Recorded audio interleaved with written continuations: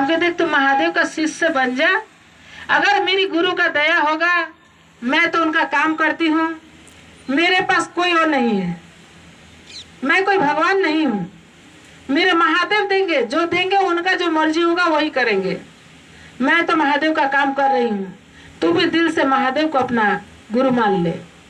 तो बोला जा ठीक है आंटी, हम महादेव को गुरु मानेंगे, अगर मेरा लड़की जिस दिन होगा और आपको ले जाकर चर्चा कराऊंगी और उसी दिन मैं अपना नाम दर्ज कर दूंगी और उसी दिन से महादेव को अपना गुरु बनाएंगे। तो मंदिर में एक यहाँ पर मारी बाबा की मंदिर है, वहाँ शिव भोलेनाथ की भी शिवलिंग बना हुआ है, सब देवता है वहाँ पर। हम लोग सभी भाई मान मिलकर चर्चा कर रहे थे। फिर वो आई, महादेव को प्रसाद उठा के उसको दिए। हमें चलो 3 लड़का हुआ, मन ही मन तो महादेव से कह, जब महादेव हमको लड़की आप दीजिए, कहने से क्यों नहीं, अगर महादेव का काम हम दिल से करते हैं तो महादेव अपना भक्त की इच्छा जरूर पूरा करते हैं।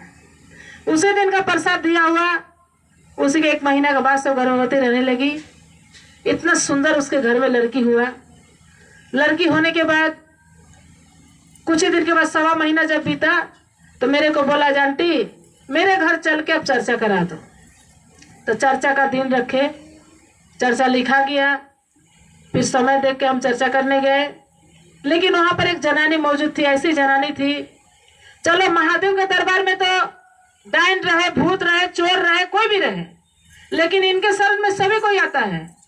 चोर अगर भैया चोरी करने जाते हैं तो भी भगवान से कहते हैं जय महादेव, हे भोलेनाथ, मेरा एक काम बन जाएगा तो आपको 100 बार नमस्कार करेंगे, कहते हैं, मिनती करते हैं, यहाँ तक कि लाठी से भी भोलेनाथ को मार देते हैं।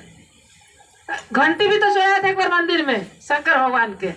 तो उसी तरह यह कहानी है। तो भगवान, अब देखिए वहां पर उसी तरह एक जनानी था। अब जनानी के मन में क्या था हम लोग तो नहीं जानते थे, ये क्या है। इतना सुंदर गोरी लड़की, बुझा के एकदम फूल की तरह लड़की है।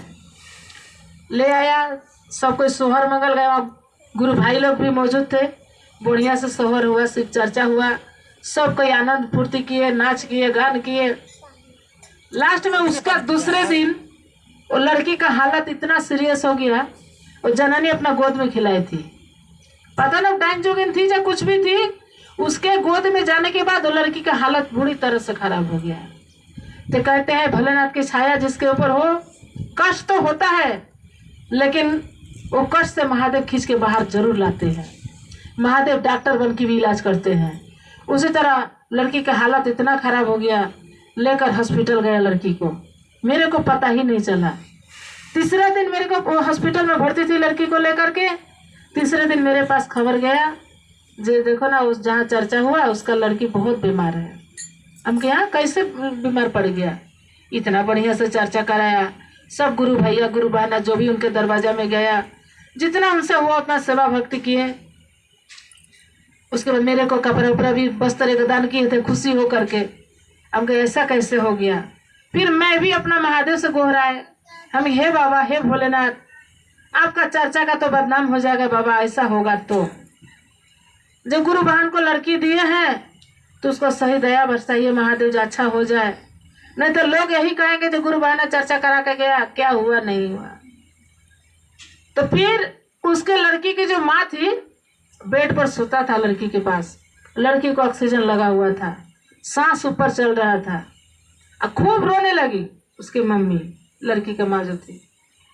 बोले जे क्या बताओ, जब उसको चर्चा के दिन नाम दर्ज कर दिए थे तो यही कंगन बड़े दाना वाला उसके हाथ में कंगन था।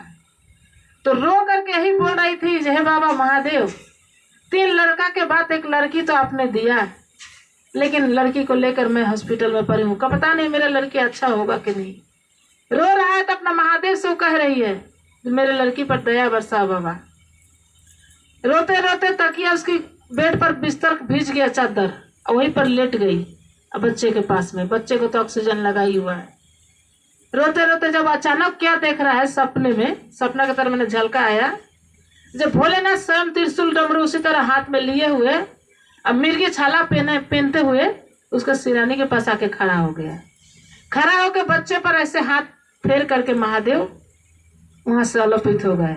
वो देख रहा है जब महादेव खड़ा है, आकर के मेरे बच्चे के ऊपर से हाथ फेर के चले गए।